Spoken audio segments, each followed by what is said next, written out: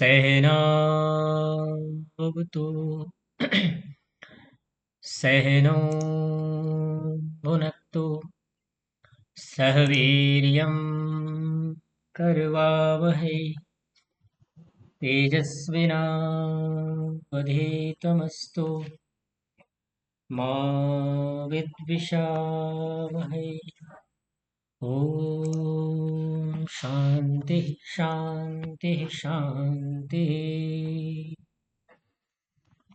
मनुस्मृति के इस कक्षा में आप सभी का हार्दिक स्वागत अभिनंदन है। मनुस्मृति की इस कक्षा के अंतर्गत हम 7वें अध्याय पर विचार कर रहे हैं। इस 7वें अध्याय के अंतर्गत हमने श्लोक संख्या 169 से लेकर के 171 तक के श्लोक पर विचार किया है, जिसमें संधि, विग्रह और यान के विषय में हमने विचार किया। राजा को यहाँ पर महर्षि मनु ने निर्देशित किया कि जब वर्तमान में युद्ध से हानि और भविष्य में निश्चित विजय दिखाई दे, तब धैर्य रखते हुए संधि करनी चाहिए।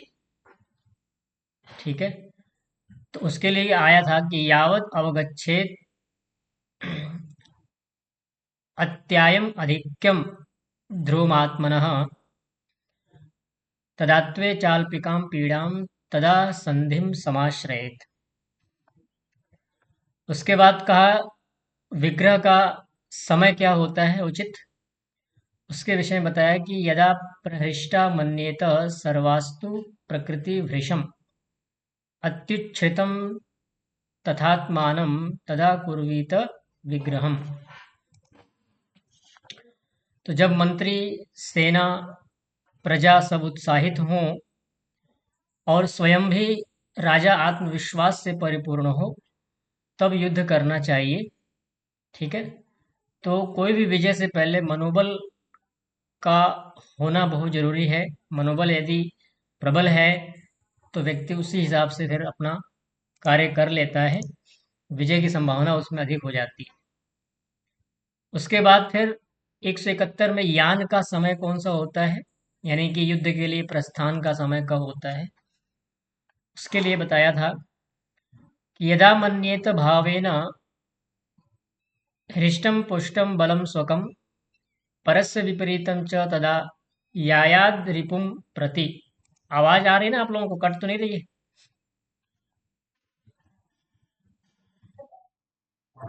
ठीक ठीक ठीक है। तो जब अपनी सेना सुदृढ़ और शत्रु निर्बल हो, तब आक्रमण के लिए प्रस्थान करना चाहिए। बोलिए, आक्रमण के लिए प्रस्थान कब करना चाहिए? तो महर्षि मनु ने कहा जब अपनी सेना सुदृढ़ हो और शत्रु निर्बल हो, यानी अपनी सेना तो बलवान हो लेकिन शत्रु की सेना कमजोर हो, यानी कोई उसकी कमी या कोई उसकी त्रुटि दिख जाए तो उस हिसाब से जो आक्रमण आप करते हैं तो आपके लिए सार्थक होता है। उस समय आक्रमण के लिए प्रस्थान करना चाहिए। इससे हमें क्या सिखाया गया कि अवसर की पहचान करना हमें आना चाहिए, और यही हमारी सफलता का रहस्य है। तो पहले परिस्थितियों को समझना, फिर समय को पहचानना, धैर्य, उत्साह और अवसर, इन तीनों का संतुलन विजय का रहस्य है, विजय का मार्ग है। यही महर्षि मनु की नीति है। तो चाहे राजा के लिए अपने देश की सुरक्षा के लिए लिए गए निर्णय हो या व्यक्तिगत जीवन में अपने जीवन की सुरक्षा के लिए लिए गए निर्णय हो, इन्हीं पर ये आधारित होते हैं। तो उसमें धैर्य होना चाहिए, उत्साह होना चाहिए, और क्या होना चाहिए? अवसर की पहचान होनी चाहिए। ठीक है, सही समय पर सही अवसर की परख होनी चाहिए हमें। तो वो यहाँ हमने विचार किया है। अब हम आगे के श्लोक पर चलते हैं। 172 नंबर में आसन का समय क्या है उसके बारे में बतलाएंगे। आसन मतलब होता है कि यदि आप दुर्बल हैं तो उस समय आपको धैर्यपूर्वक आपको स्थिर हो जाना चाहिए। तो उसके लिए कह रहे हैं कि यदा तु स्यात् परीक्षीणो वाहनेन बलेन च तदा शीत प्रयत्नेन शनकहि सांत्वयन नरीन। ठीक है। तो पूर्व श्लोकों में महर्षि मनु ने संधि के विषय में बतलाया, विग्रह के विषय में बतलाया, यान के विषय में बताया, इन नीतियों का समय बताया। ठीक है, कि किस समय में इन नीतियों का हमें पालन करना चाहिए। अब चौथी नीति आसन का समय बता रहे हैं कि आसन भी कब होना चाहिए। आसन का मतलब बैठ जाना, यानी उस समय कोई ज्यादा हलचल ना करना, युद्ध के स्थिति न बनाने का, है ना। अपने सामर्थ्य को, अपनी शक्ति को पहचान करके, और यदि लगे कि अभी हमारा सामर्थ्य पूर्ण नहीं है, कमी है, तो उस समय आसन यानी कि बैठ जाना चाहिए। तो यदि शक्ति उत्कर्ष पर हो तो युद्ध, यदि भविष्य अनुकूल हो तो संधि। ठीक है, फिर से बोलता हूँ, यदि शक्ति आपकी पर्याप्त है, उत्कर्ष पर है, तो उस समय आप युद्ध करने की क्षमता में हैं। यदि भविष्य अनुकूल हो तो उस समय संधि कर लेनी चाहिए। परंतु यदि अपनी शक्ति क्षीण हो जाए तब क्या करना चाहिए, इसी प्रश्न को लेकर के यह श्लोक है। यह श्लोक हमें बताता है कि जब संसाधन हमारे घट जाएं, ठीक है, हमारे शक्ति हमारी क्षीण हो जाए, तब धैर्य ही सबसे बड़ी रणनीति मानी गई है। उसी के लिए आसन के विषय में यहाँ बतलाया है। ठीक है, तो कह रहे हैं कि यदा तू बलेन च वाहनेन। यदा का अर्थ क्या होता है, जब। पूर्व बल संपन्न स्थिति के विपरीत, जैसे कि हम पहले बहुत शक्तिशाली थे, अभी वर्तमान में उतने नहीं है। बलेन च वाहनेन, सेना और साधनों से। परिक्षीण स्यात्, अत्यंत क्षीण हो चुके हैं, दुर्बल हो चुके हैं। बताइए कैसे क्षीण हो गए हैं, कैसे दुर्बल हो गए हैं। अपनी सेना और अपने साधनों से, और आर्थिक रूप से भी ले सकते हैं आप। ठीक है, क्षीण हो जाने का मतलब होता है कमजोर हो चुके हैं, युद्ध करने की स्थिति में अभी हम नहीं है। तो कह रहे हैं कि तदा, तब, अरीन शनक ही प्रयत्नेन सांत्वयन आसीत। तो कह रहे हैं कि तब शत्रुओं को शनक ही, धीरे धीरे, बिना उकसाए। एक बुद्धिमान राजा जब अपनी कमजोरी समझ लेता है, अपनी दुर्बलता को जान लेता है, समझ लेता है कि अभी मेरा सामर्थ्य नहीं है प्रतिकार करने का, युद्ध करने का, तो उस समय वो शत्रु को उकसाने का प्रयास नहीं करता है। आप लोग समझ रहे हैं। जैसे कोई मान लीजिए बलवान व्यक्ति है और एक कमजोर व्यक्ति, घर में, परिवार में, समाज में। तो मान लीजिए हम कमजोर हैं यदि, ठीक है, तो हम बलवान को उकसाएंगे तो नहीं ना। उसको हम कुछ ऐसा बोलें कि जिससे वो भड़क जाए और हम पर वो टूट पड़े। हम क्या करते हैं, जैसे हमें लग जाता है कि बलवान है तो हम शांत रहते हैं, थोड़ा दो तीन बातें उसकी सहन भी कर लेते हैं, हम ज़्यादा कुछ बोलते नहीं उस समय। ध्यान दीजिएगा, एक माता पिता के प्रति बच्चों के लिए बात नहीं है ये। बच्चों को तो हर हाल में सहन करना है। वो ऐसा नहीं है कि वो बड़े हो जाएं तो फिर माता पिता की कुटाई करने लग जाए, ऐसा नहीं है। ये जो नियम है हर जगह नहीं लगेगा। जहाँ ऐसी परिस्थिति है, जो हमारे विरुद्ध षड्यंत्र कर रहा है, जो हमें हमें समाप्त करने की चेष्टा कर रहा है, जो शत्रु के रूप में है, ठीक है, माता पिता के लिए बच्चे, और गुरुजनों के लिए छात्रों के लिए नियम नियम नहीं है ये, है ना। तो वहाँ कहा गया है कि जब अपनी स्थिति विपरीत हो, उस समय कह रहे हैं कि शत्रु को बिना उकसाए, प्रयत्नेन सांत्वयन, सजग नीति युक्त प्रयास से। ऐसी नीति जिसमें सजगता हो, सावधानी हो। सांत्वयन, सांत्वना देता हुआ, शांत रखता हुआ, मेल बनाए रखते हुए। आसीत, स्थिर रहे, युद्ध से विरत होकर के बैठ जाए, युद्ध के बारे में सोचे भी नहीं वो। जैसे कि स्वस्थ अवस्था में व्यक्ति कुछ भी खा लेता है, चलो थोड़ा सा ऊपर नीचे भी चल जाता है। आप पराठे भी खा लेते हैं, पूड़ी भी खा लेते हैं, पनीर भी खा लेते हैं। लेकिन यदि हम बीमार हो जाते हैं, चिकित्सा हमारी चल रही होती है, उस समय हम कुछ भी नहीं खा सकते। उस समय तो जो वैद्य ने, चिकित्सक ने जो हमें कहा है खाने के लिए, वही हम खाते हैं। और जिन चीज़ों के लिए मना किया वो हम नहीं खाते। उस समय हम दुर्बल हैं। उस समय बुद्धिमत्ता यही है, यदि हम अपने आप को बचाना चाहते हैं, तो हम खाने पीने में सतर्क रहें, सावधान रहें। जब हम बलवान थे, शक्तिशाली थे, स्वस्थ थे, तो थोड़ा बहुत ऊपर नीचे कुछ भी कर लेते थे खाने पीने। लेकिन अब हम रोगी हो चुके हैं, इसलिए तो वही चीज़ यहाँ भी लागू होता है। विरत होकर के बैठा रहे जब वो कमजोर हो। तो जब राजा सेना और साधनों से दुर्बल हो जाए, तब वो शत्रुओं को बोलिए धीरे धीरे नीति पूर्वक शांत रखता हुआ स्थिर बैठा रहे। इसको यहाँ पर आसन शब्द से कहा गया है। ठीक है, कोई कंफ्यूजन नहीं होना चाहिए आपको। तो महर्षि मनु क्या कहना चाहते हैं कि जब अपनी शक्ति क्षीण हो, तब युद्ध करना वीरता नहीं है, मूर्खता है। ये किसी भी बुद्धिमान व्यक्ति के लिए अनिवार्य हो जाता है। ऐसा नहीं कि जोश में आके होश खो। नहीं नहीं, हमारा इतिहास है कि मैं बहुत बलवान रहा हूँ, मैं कैसे झुक सकता हूँ। सर कटे तो कटे, हम तो टूट पड़ेंगे, हम तो हमला करेंगे। तो जोश में काम नहीं। जिन्होंने भी जोश में काम लिया, अपनी दुर्बलताओं को देखे बिना, अपना आत्म मूल्यांकन किए बिना, उनको हार का मुख देखना पड़ा, पराजय उनको प्राप्त हुई। ठीक है, बहुत हानि हुई। इसलिए महर्षि मनु कहते हैं कि जब अपनी शक्ति क्षीण हो, तो युद्ध करना वीरता नहीं, क्या है बोलिए, मूर्खता है। तो ऐसे समय राजा को चाहिए कि वो शत्रु को भड़काए नहीं, बल्कि मधुर नीति से उसे शांत रखे। स्वयं युद्ध से विरत रहकर अपनी आंतरिक शक्ति, संसाधन और संगठन को पुनः सुदृढ़ करता रहे।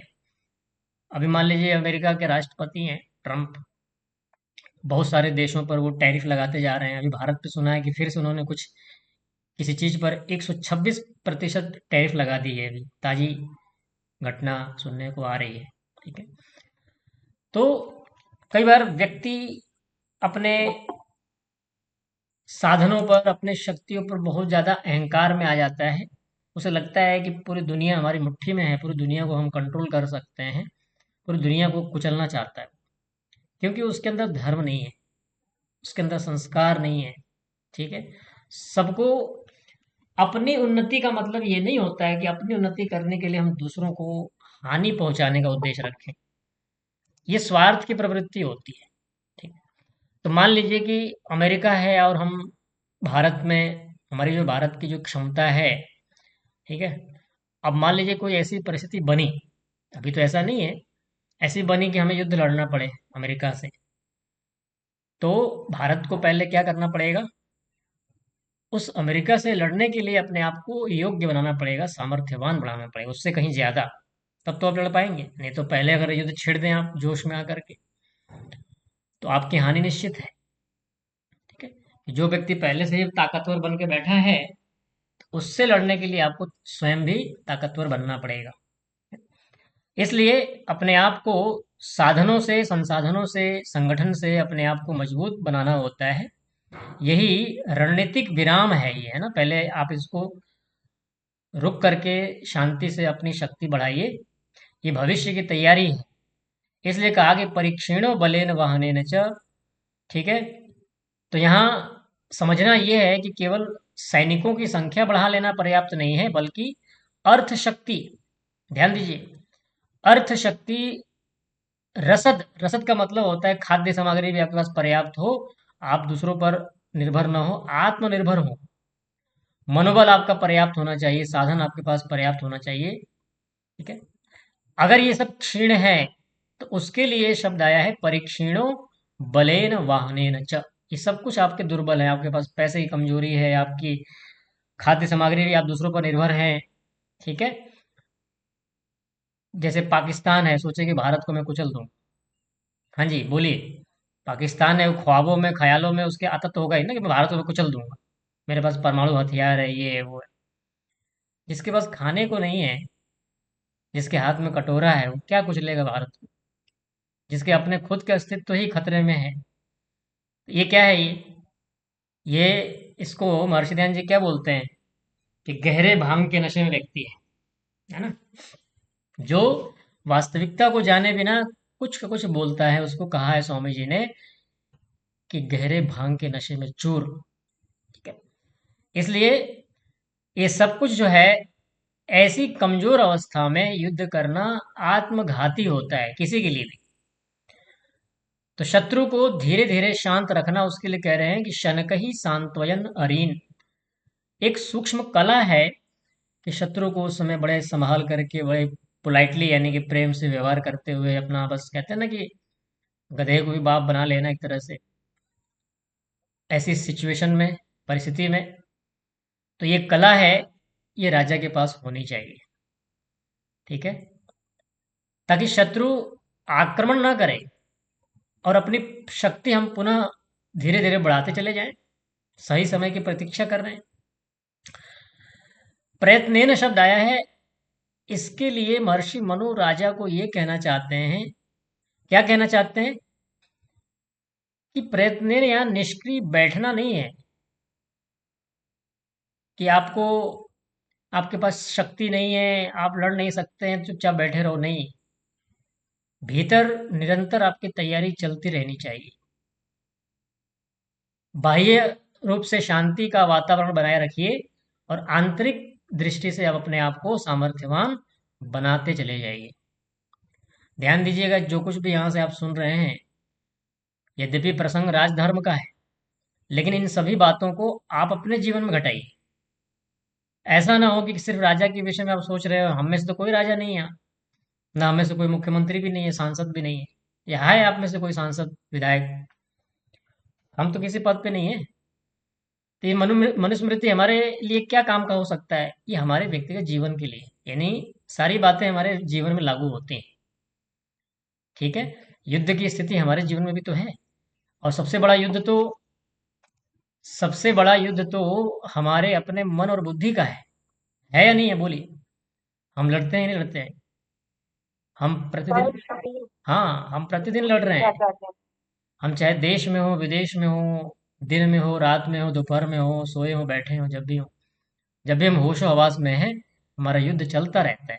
राजा का युद्ध तो कभी कभी होता है, लेकिन हमारा युद्ध निरंतर चल रहा है, अपने मन से, अपनी बुद्धि से, और लोगों से भी चलता है। ठीक है, इसलिए इस मनुस्मृति को जो आप पढ़ रहे हैं, ऐसा ना समझे कि सिर्फ राजा को उपदेश दिया जा रहा है, मेरे लिए थोड़ी है, नहीं। हर बात को आप अपने ऊपर घटाइए।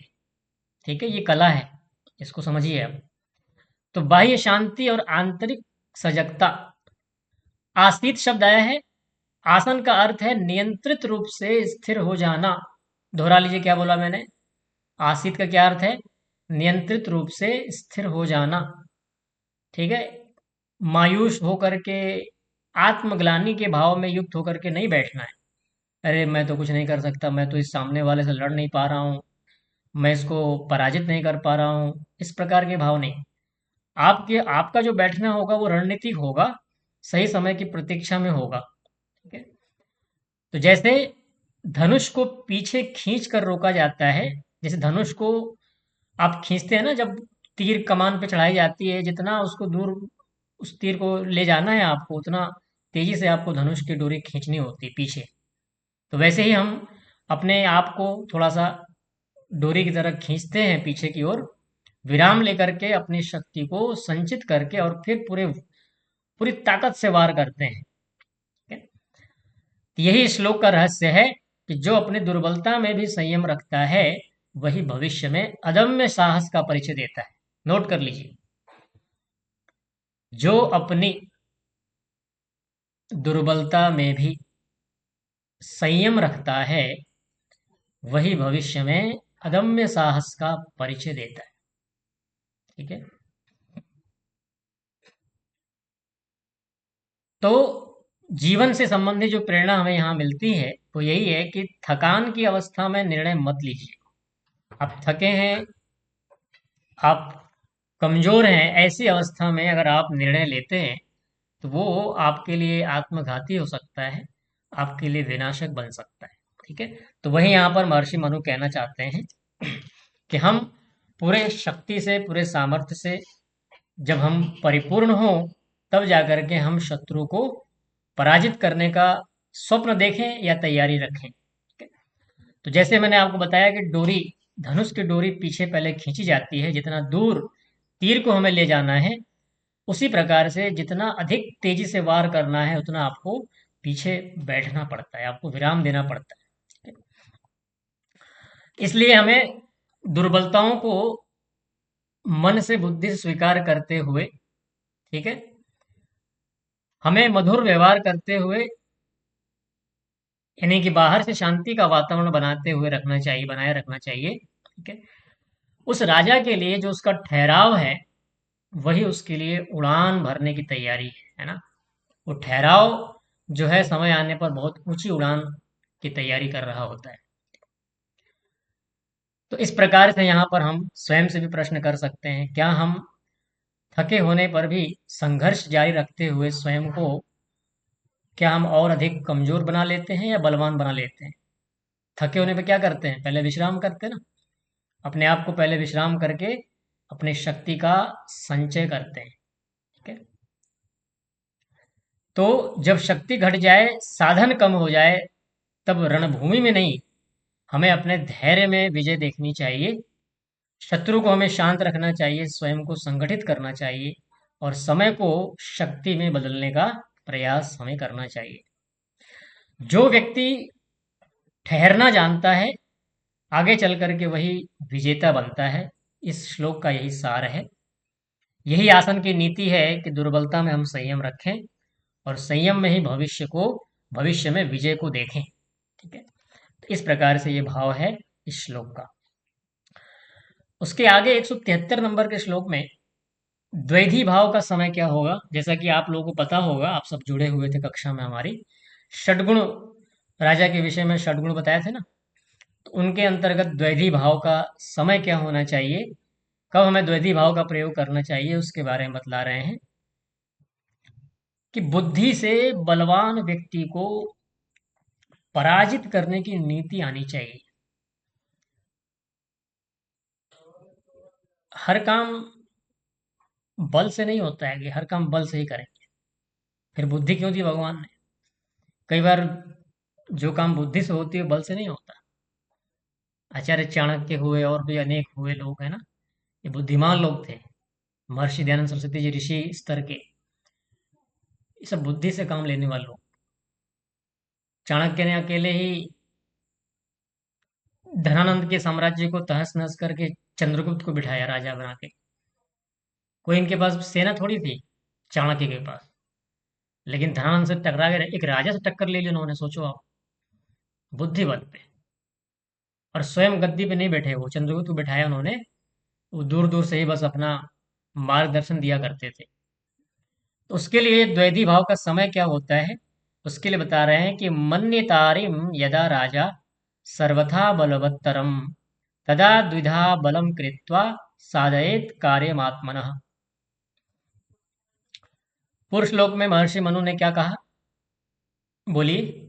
जब अपनी शक्ति क्षीण हो जाए तो आसन अपनानी चाहिए, अर्थात रणनीतिक स्थिरता को हमें अपना लेनी चाहिए, शांति से बैठ जाना चाहिए। अब वे एक और अधिक सूक्ष्म स्थिति का वर्णन कर रहे हैं कि यदि शत्रु अत्यंत बलवान हो तो क्या करना चाहिए। तो यहां मनु प्रत्यक्ष टक्कर लेने वाली बात नहीं कर रहे हैं, बल्कि रणनीतिक विभाजन और चतुर संचालन की नीति यहां हमें सिखला रहे हैं कि जब शत्रु अत्यधिक शक्तिशाली हो, तब सीधा संघर्ष नहीं करना चाहिए। क्या करना चाहिए? बल्कि बुद्धि और रणनीति से विजय प्राप्त करनी चाहिए, ठीक है? तो उसके लिए कह रहे हैं कि यदा अरिम सर्वथा बलवत्तरम मन्येत। राजा जब शत्रु को, अरि कहते हैं शत्रु को, ठीक है, द्वितीय विभक्ति का एक वचन है, अरिम यानी शत्रु को, ठीक है। तो यहां पर कह रहे हैं कि अरिम जब राजा अरिम सर्वथा बलवत्तरम मन्येत, शत्रु को अपने से अत्यंत बलवान समझ ले, यानी शत्रु को हमने जान लिया कि बहुत ताकतवर है, इसके पास बहुत टेक्नोलॉजी है, हथियार है, सेना है उसके पास, आर्थिक रूप से भी मजबूत है वो।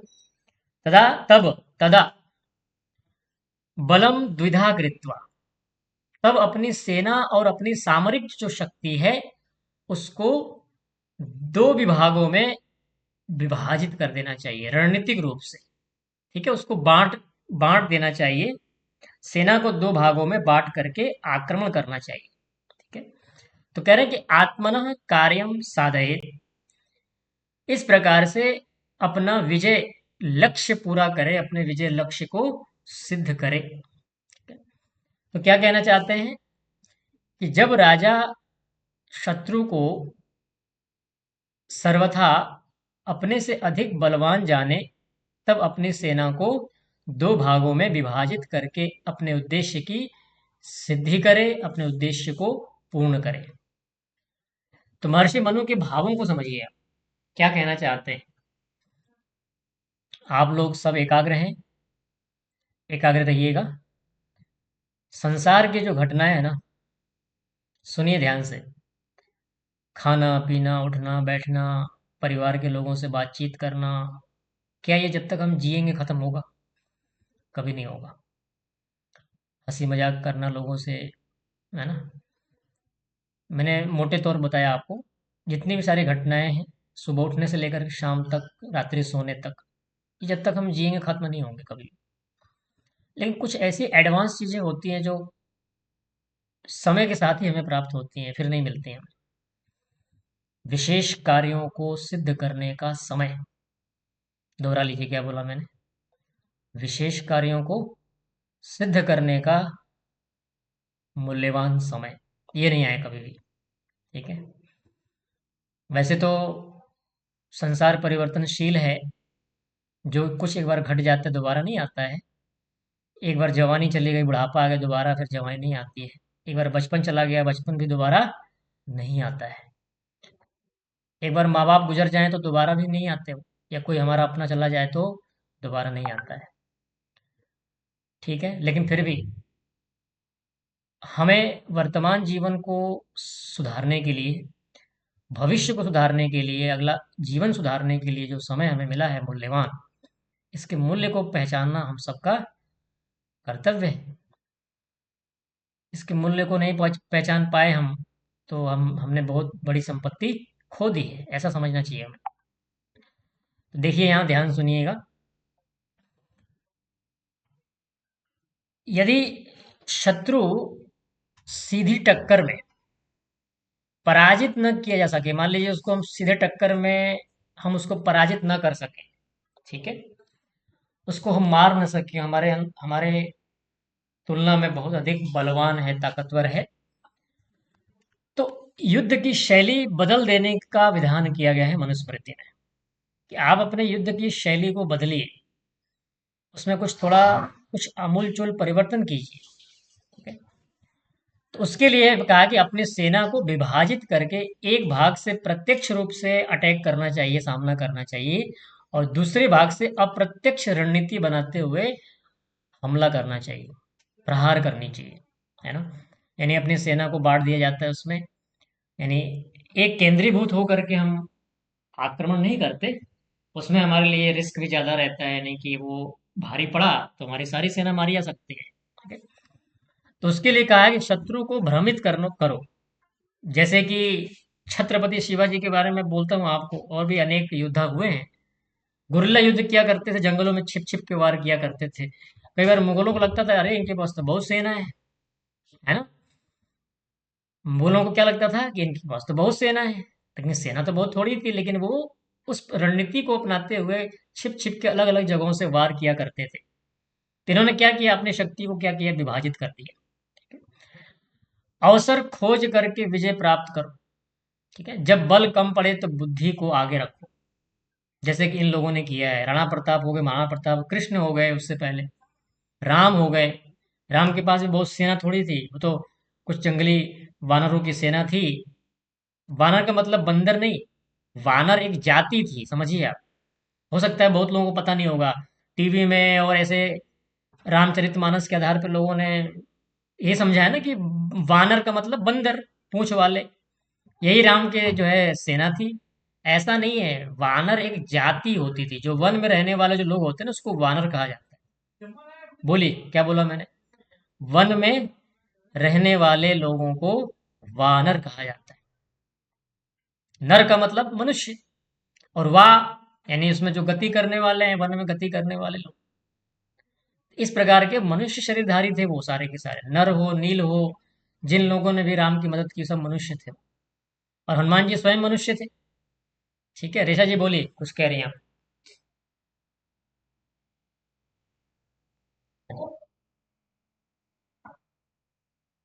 मैं बता, राम तो जीते ही थे ना, राम तो जीते ही थे, हारे थोड़ी थे वो।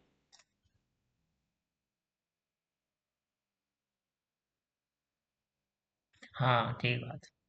ठीक है, माइक बंद कर लीजिए, हाँ। तो वही है वो। नहीं, वो तो चलो आप जानती हैं, हम वैदिक विचारों वाले, हमें पता है, हमारी बुद्धि खुली हुई है ना। लेकिन हो सकता है कुछ लोगों को पता ना हो। ठीक है, तो वो चर्चा का एक बिंदु बनता है कि ऐसा नहीं है, वो सब मनुष्य थे। हनुमान जी स्वयं मनुष्य थे, उन्होंने वेद वेदांग व्याकरण आदि ग्रंथों को पढ़ा था। हमारा मानव थोड़े पढ़ पाएगा। कुत्ते को कितने भी ट्रेनिंग दे दो, क्या वो हमारी भाषा बोल पाएगा? कुत्ते को मेडल दिया जाता है सेना में, है ना। एक बड़े बड़े अभियान में वो हमारी मदद करता है बहुत। वो काम कर लेता है जो मनुष्य नहीं कर सकता है। ठीक है, तभी तो हम उसकी मदद लेते हैं। लेकिन क्या वो कितनी भी अपनी योग्यता उसकी बन जाए, यानी कितनी भी उसको ट्रेनिंग दे दी जाए, क्या वो मनुष्यों की भाषा बोल पाएगा? क्या संस्कृत पढ़ पाएगा वो? क्या वेद दर्शन उपनिषद पढ़ पाएगा? नहीं। वो साधन ही नहीं भगवान ने दिए उसको। वो एक्सेस नहीं है उसके पास, वो एक्सेस हमारे पास है। और दुर्भाग्य है कि जिसको एक्सेस दे रखा है वो तो पढ़ता ही नहीं। जिसको सारी दी हुई है उसकी कोई रुचि नहीं है उसमें। इसीलिए भगवान अगले जीवन में कुत्ता बना देता है। क्या बना देता है बोलिए? कुत्ता। मैं ये नहीं कह रहा हूँ कुत्ता ही बनाएगा, एक बात कह रहा हूँ, बनाने को तो भगवान आपके कर्मों को देखा, हमारे कर्मों को देखता है। कुत्ता बनाएगा, बिल्ली बनाएगा, शेर बनाएगा, चीता बनाएगा, हाथी बनाएगा, पता नहीं क्या बनाएगा। अगर घोटाला किया तो। स्वार्थी बन गए तो क्या बनाएगा बोलिए? यही बना देगा, पशु पक्षी गिद्ध बना देगा, गिद्ध। जाके नोचते रहो, दूसरों का शोषण करते रहो। दूसरों का शोषण करने वाले लोगों को भगवान पशु पक्षी बना देता है उसको। खतरनाक। है ना, ये अपने स्वार्थ के लिए दूसरों की हत्या कर देते हैं पशु। आज मनुष्य भी कर रहा है उसी तरह से। ये सब चीजें हैं, यहाँ पर समझने की जरूरत होती है। तो ये सब सेना के लोग, कम सेना में भी बुद्धिमत्ता से राम ने विजय प्राप्त की, कृष्ण ने विजय प्राप्त की, और भी अनेक महापुरुषों ने विजय प्राप्त की।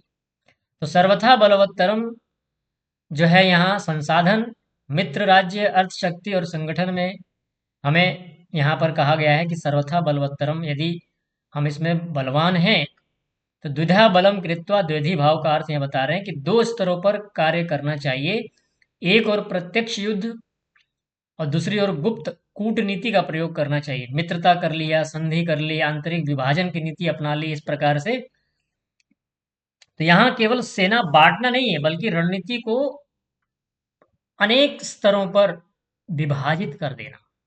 ठीक है। तो यहाँ पर भीतर से भी कुछ काम होते हैं, बाहर से भी कुछ काम होते हैं। आत्मना कार्यम साधयत, लक्ष्य जो होता है शत्रु का विनाश नहीं, बल्कि अपने उद्देश्य की सिद्धि है। यानी हमारा उद्देश्य पूरा होना चाहिए। शत्रु का विनाश हो या ना हो जाए तो भी ठीक, नहीं हो तो भी ठीक, हमारा कार्य सिद्ध होना चाहिए। अब वो चाहे, कहते हैं ना कि साम दाम दंड भेद, बिना युद्ध किए भी हमारा लक्ष्य पूरा हो गया तो कोई जरूरी नहीं कि हम उसको उसको मारे हैं। तो विजय वही है जहां उद्देश्य पूरा हो। इस श्लोक का गूढ़ सिद्धांत है कि सूझबूझ के साथ, बुद्धिमत्ता के साथ बहुस्तरीय रणनीति को अपनानी चाहिए विजय को प्राप्त करने के लिए। तो जीवन उपयोगी प्रेरणा हमें मिल रही है यहाँ पर कि हर संघर्ष जो है, प्रत्येक जो संघर्ष जीवन का, सीधे उसे टक्कर के साथ नहीं जीता जाता है। बुद्धि का प्रयोग भी हमें करना होता है। जब सामने वाला शक्तिशाली हो तो हमें अपने रणनीति को बदलनी चाहिए। बुद्धि, संगठन और धैर्य, ठीक है, ये सब मिल करके हमारे लिए प्रभावी बनते हैं। तो जब शत्रु बलवान हो तो हम टकराएं नहीं, अपनी रणनीति का विशेष रूप से पालन करते हुए या उस रणनीति को बदलते हुए हम अपने बल को विभाजित करें और बुद्धि से अपने लक्ष्य को साधने का प्रयास करें। ठीक है, यही द्वैधी भाव की नीति है। ठीक है, बल से नहीं, बुद्धि से हम विजय प्राप्त करें।